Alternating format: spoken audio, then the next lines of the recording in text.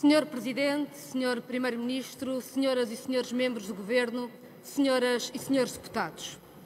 O Governo passou 2 dias a repetir: este é o orçamento mais esquerda de sempre. É uma frase tão oca que até a direita a repetiu e não resiste aos factos. A proposta de orçamento, mesmo adicionada dos anúncios dos últimos dias, mantém um investimento anémico, não trava a deterioração do Serviço Nacional de Saúde, nem a perda de poder de compra para a generalidade dos salários e das pensões.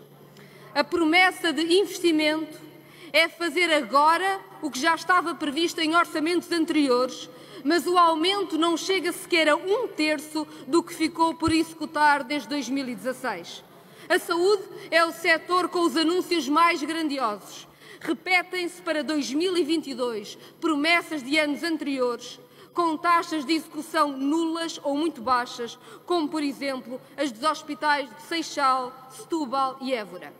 Enquanto são esquecidos projetos que constaram em orçamentos anteriores, como Barcelos, Algarve e Beja, há o empolamento de investimentos que já todos sabemos que não vão acontecer. O mais caricato será a promessa da execução em 2022 de milhões de euros para equipar um hospital, Lisboa Oriental, cuja construção nem sequer se iniciou. As pensões mais baixas continuarão em valores inferiores ao limiar da pobreza, enquanto as restantes perdem poder de compra sob uma inflação que será bem maior do que o Governo reconhece.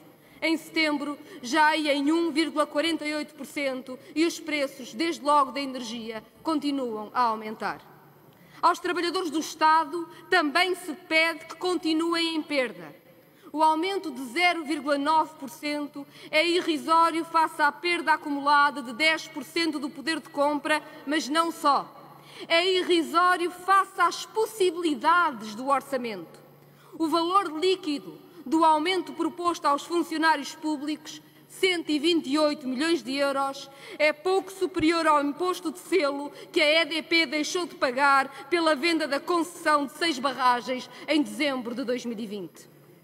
Estas escolhas não têm nada de esquerda, nem são resposta aos problemas do país. E são inexplicáveis, porque o momento devia mesmo ser de mudança.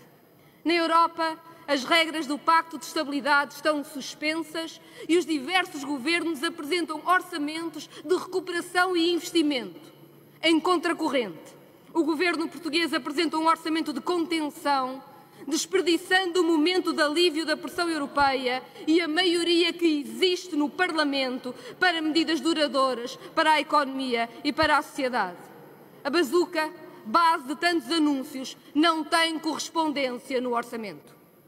Depois de meses de negociações, continua incompreensível este alinhamento do Governo.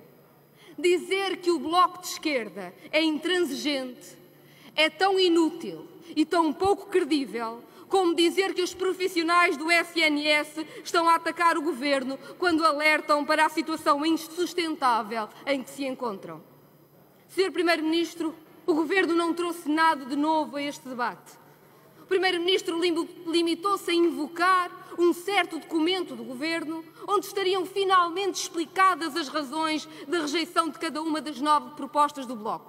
O documento não circulou, mas tive a oportunidade de o ler e é com desilusão que constato que as razões da rejeição continuam a ser um segredo bem guardado pelo Sr. Primeiro-Ministro. Qual é o perigo de voltar à regra que durou 1 século sobre o pagamento das horas extra? Nenhuma resposta. Ou de aceitarmos a proposta do próprio PS para a indemnização por despedimento? Silêncio. Ou o limiar de 25 dias de férias por ano? O Governo não tem resposta para dar. Só num caso, o Governo se lançou numa justificação.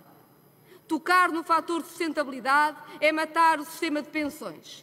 Ora, nós já acabámos com o fator de sustentabilidade para quase todos os casos.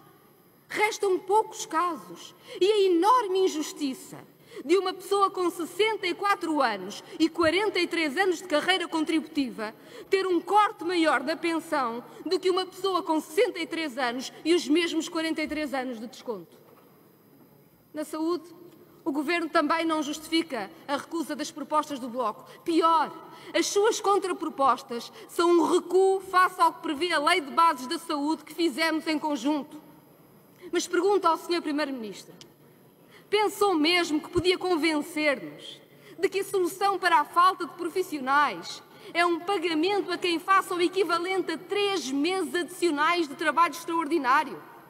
Em vez de atrair mais gente para o SNS, a solução é sobrecarregar quem já está exausto com mais horas ainda. O Governo não podia estar à espera que aceitássemos continuar a assistir à drenagem do Serviço Nacional de Saúde pelo privado, quando já ultrapassámos em 1 milhão de utentes sem médico de família. Sei que o PS não gosta de ouvir, mas vou repetir. Somos fiéis à proposta de Arnaud Semedo. As carreiras no SNS devem ser em exclusividade, bem pagas e com toda a responsabilidade, que é cuidar de quem precisa. Diz o Governo que a lei eleitoral não deve ser negociada no quadro do Orçamento do Estado. Mas fora do Orçamento também não, porque aí o PS usa sempre o seu voto para impedir a retirada da Troika das leis do trabalho. Claro que na ausência de um acordo de legislatura, como lhe propus e recusou, é no quadro da aprovação do orçamento que se cria as condições de viabilidade de um governo que é minoritário. Tivesse o Governo aceitado a proposta de Arnaud Semedo para a exclusividade das profissões da saúde, tivesse concretizado o que o próprio PS já defendeu para as pensões antecipadas ou para as indenizações por despedimento, e teria o acordo do Bloco de Esquerda para este Orçamento do Estado. Mas o Primeiro-Ministro não avança. Preferiu abrir uma crise política, rompeu todas as pontes, recusou todas as propostas e preferiu ontem voltar ao infeliz discurso da campanha autárquica, prometendo milhões para todo lado, embalado para eleições antecipadas. Eu sei que em orçamentos há promessas abundantes e dramalhões convenientes. Lembram-se do ano passado? Se o pagamento ao novo banco fosse sujeito à verificação prévia, era uma bomba atómica. Onde é que está o deputado que disse que era uma bomba atómica? Onde está o ministro que disse que ia queixar-se ao Tribunal Constitucional e ao Supremo Tribunal Administrativo? Já ouvimos de tudo. É por isso que preferimos soluções a promessas. As cuidadoras informais já ouviram falar de milhões em 2020, em 2021, mas só foram usados menos de 2% das verbas. Os milhões esqueceram as pessoas. Os trabalhadores da cultura olham incrédulos para um orçamento sem dotação para a proteção na intermitência e onde não cabem mais de 0,5% para a cultura, depois da promessa do Primeiro-Ministro que nesta legislatura se chegaria não a 1%, mas mesmo a 2% do orçamento para a cultura. Os reformados das pedreiras continuam com os cortes nas pensões que o último orçamento garantia recalcular. Os trabalhadores com deficiência, tal como quem trabalha por turnos ou em trabalho noturno, depois de sucessivos estudos prometidos, continuam sem nenhuma solução que antecipe a sua reforma. O povo que trabalha ou recebe pensão, as pessoas que não são números, são tantas vezes esquecidas no meio de tantos milhões parados. Essas pessoas que não são números são a nossa obrigação e são o nosso mandato. Por isso, apresentámos apenas 9 propostas essenciais. Era o nosso ponto de partida. Houvesse um compromisso nestas matérias e cá estaríamos para trabalhar na especialidade em muitas outras questões. Como ontem dissemos, haveria imenso que fazer. Continua a não ser aceitável perder mais de 700 milhões em benefícios fiscais para os reformados nórdicos, quando quem aqui trabalhou paga o seu IRS. Continua a não ser aceitável que as rendas pagas aos gigantes da energia tornem exorbitante o preço da eletricidade para famílias e empresas. Só que é preciso um caminho de compromisso.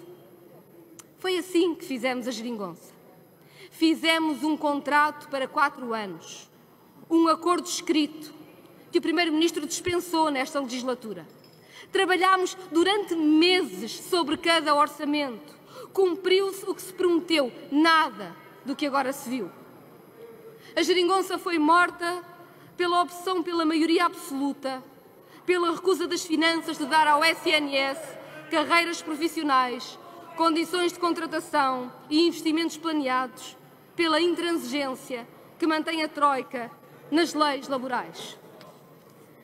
Mas a geringonça não foi tempo perdido, foi tempo ganho.